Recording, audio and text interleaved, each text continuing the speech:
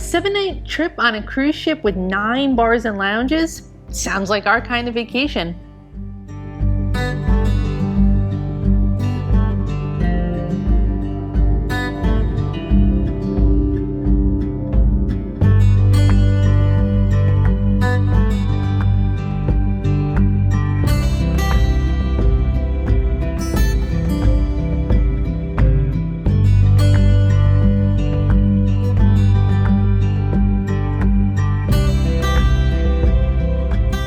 We had Holland America's Have It All drink package, which got us each 15 drinks per day, including most alcoholic beverages. So when we found out that Holland America's Nieuw Amsterdam had 9 different bars on board, we knew we had to put the drink package to the test.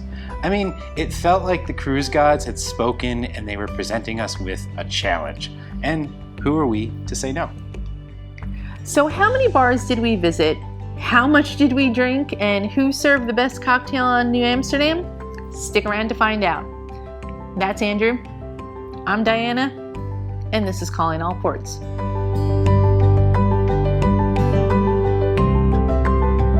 The drinking establishments on Holland America Line's Nieuw Amsterdam run the gamut from more casual spots that offer coffee and other non-alcoholic beverages throughout the day, like the Crow's Nest, to the more laid-back Seaview and Lido poolside bars, to the lively music and entertainment venues like BB King's and Billboard on Board, to the more formal lounges like the Pinnacle Bar that primarily served pre- and post-dinner cocktails.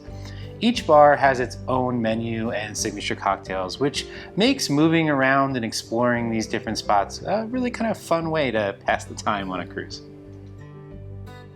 So this is how it's going to work. We're ranking the Nieuw Amsterdam's bars on a Negroni scale in honor of my favorite personal cocktail. And this is a 5 Negroni rating system, with 1 Negroni being the lowest score and 5 Negronis being the absolute best.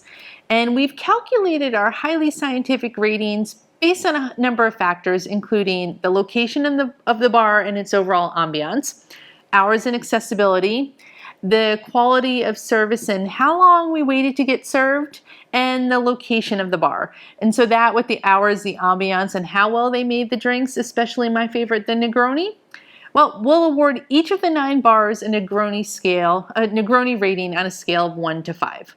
Starting in last place is the Seaview Bar, which is the kind of al fresco bar in the adult-only pool area that's in the aft of the Lido deck, which is deck 9. We got a couple drinks here during the sail away from Fort Lauderdale. Their menu features, those typical beachy drinks like pina coladas and daiquiris, plus other classic cocktails and a limited selection of beer and wine. We ordered 2 menu items, a Negroni for her and an old-fashioned for me, but unfortunately they were weak and watery. I mean, just frankly horrible. There's no way to kind of tiptoe around that. It was literally the worst old-fashioned I've ever had. I mean, look at that color. It's fluorescent and see-through. It tasted like sugar water.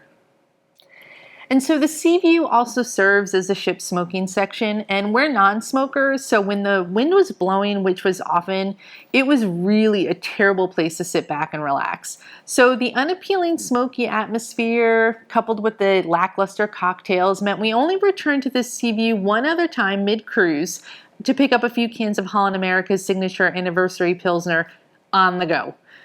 The bartenders were great, but sadly the Seaview gets a 1 Negroni rating.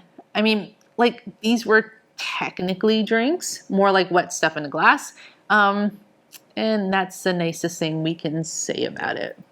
In 8th place, there's the Gallery Bar, or as we kept calling it, the Casino Bar, because it's located on deck 2 in the middle of the casino. Parts of the space have this cool design with these whimsical paintings, including portraits of celebrities like Morgan Freeman and Mick Jagger. From what we can tell from photos and videos online, this used to be a larger lounge with lots of comfy seating, but unfortunately the Gallery Bar is now kind of a shell of its former self. The larger room has become overrun with slot machines, and all that's left is the bar itself, and a couple small tables. So there are very few places to actually sit and enjoy a drink, and it's really just difficult to relax and enjoy oneself when you're kind of smack in the middle of all the casino hubbub, especially, I mean, if you're not gambling, which we weren't most of the time. If the gallery bar still had its eclectic sitting room vibe with comfy seating instead of slot machines, we probably would have spent a lot of time in this bar. Yeah, once upon a time, this was probably a great spot, and we love the interesting artwork lining the walls, but nowadays it's simply a convenient place to get a drink if you're gambling or if you want a late nightcap, because it's pretty much the only place that's open past midnight. So that's a bonus. Plus, the bartenders here know how to make a mean Negroni. But the gallery bar gets a 2 Negroni rating. Next, in 7th place, is the Lido Bar, which is midship on deck 9. So this is the main pool bar. It's a great location, being situated right between the Lido pool and the buffet, and the bartenders are some of the best on the ship. They really know how to make a drink and have a fantastic time while slinging those drinks. As with the sea view, the Lido Bar is where to go for a lot of those kind of classic summertime cocktails. The drinks were well made. In fact, this is where you'd find some of the bartenders for the evening cocktail lounges, and that's where they work during the daytime. So that means they know how to make a good drink. And we were served fairly quickly. But on our spring break cruise to the Caribbean, this bar and pool area in general was consistently crowded with loud pool goers and families. So unless we were eating dive-in for lunch or wanting to lounge by the pool, this wasn't the best location to sit back and relax and chat. And so we tended to favor other venues. The Lido, 2 Negronis. In 6th, there's the Ocean Bar. So this is a large space on deck 3 that wraps around the New Amsterdam's 3-deck atrium, and it features a really colorful chandelier that kind of mimics the New York skyline. If you're lucky enough to get one of the booths along the windows that look out onto the promenade, I mean, those are great seats, those little booths. The signature menu has an excellent selection of drinks, including one of my personal favorite classic cocktails, the Penicillin. And the Negroni here was pretty good. It wasn't as bitter as I tend to prefer it, but it was a solid cocktail. But overall, while the drinks were decent at the Ocean Bar, the space was just meh.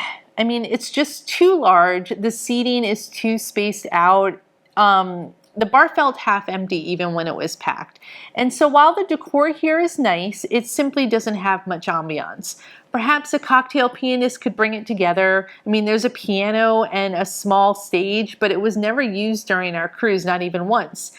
And the service, for us anyway, it was slow, incredibly slow. And I don't fault the servers themselves. They were just understaffed for such a large place. And it has great potential, but for us, everything here was just a bit lacking. So in the best of times, the Ocean Bar could be a solid 4. But for us this time around, it only gets a 2.5 Negroni rating. Our 5th place bar, Billboard Onboard, is located on deck 2. It's part of Holland America's Music Walk, and it's just, it's a really vibrant venue.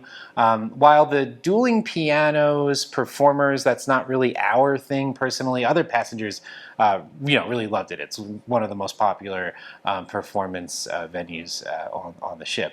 The entertainment staff also hosted trivia and other events here in Billboard Onboard. We spent a lot of time in the bar for trivia, plus also the Cocktails with Claire, which was the cruise director's informal Q&A series that she conducted with various crew members and officers on the New Amsterdam. The drinks were always well made, the service was great, and there were some great views if you could get a spot over by the windows. So Billboard Onboard earns a solid 3 Negroni rating. So that brings us to our 4th place finisher, the Crow's Nest. And located all the way up on deck 11, this is New Amsterdam's Observation Lounge. It's open all day, and since the signature class ships don't have that great Grand Dutch Cafe on board, that makes the Crow's Nest a go-to for specialty coffee drinks, and the cappuccino there is top-notch. But the Crow's Nest also offers a variety of alcoholic drinks with a view that cannot be beat. And the service is A1. It can get crowded at times, especially on a sea day, because this is one of the ship's main public areas, so you can meet up with friends there or, read or play a board game. But it's usually pretty chill in the evenings. So the Crow's Nest gets 3.5 Negronis. In third, we've got B.B. King's Blues Club. This is another of the Music Walk venues down on Deck 2 and the home to B.B. King's All-Star Band, who were just absolutely phenomenal, fantastic on our entire Caribbean cruise. In addition to live music most nights, they also hosted game shows and stand-up comedy in this space, and it was the location for the Orange Night Party. The B.B. King's menu plays on the Southern theme by offering a great selection of bourbon-forward drinks, and Holland America doesn't skimp on the quality either. They use Buffalo Trace and Woodford Reserve in many of the mixed drinks, so really good bourbons. The only downside is that it can be hard to get drinks at B.B. King's. The bar is only open when an event is on, and the servers are quite busy during the crowded events. And when B.B. King All-Star Band played on our cruise, the place was jam-packed, standing room every single night. So we took those into account, but still 4 solid Negronis for B.B. King's. Moving up the list, Tamarind Bar falls in our second place. So in the aft portion of Deck 11, this is a really gorgeous space that serves as a companion bar to the wonderful Pan-Asian specialty restaurant Tamarind. Great seating with views that face out over the Lido pool area, and these are some of the most inventive craft cocktails that you can find anywhere on the ship. Since it's a bit isolated from the other main public spaces, it can be kind of easy to miss. We never saw the Tamarind Bar crowded at all, and honestly I think a lot of passengers didn't even know it was there. We recommend that you seek it out though, and you should absolutely get dinner at Tamarind too. So make sure, if you go, to get the Wasabi cocktail. It's a bit on the sweet side, but it's absolutely fantastic. So 4.5 Negronis for the Tamarind Bar, and that brings us to our first place, the Pinnacle Bar. This is the cocktail lounge companion to another restaurant, the Pinnacle Grill, which is the steakhouse restaurant. And it definitely has that traditional mid-20th century kind of Mad Men era, elegant casual New York City steakhouse vibe.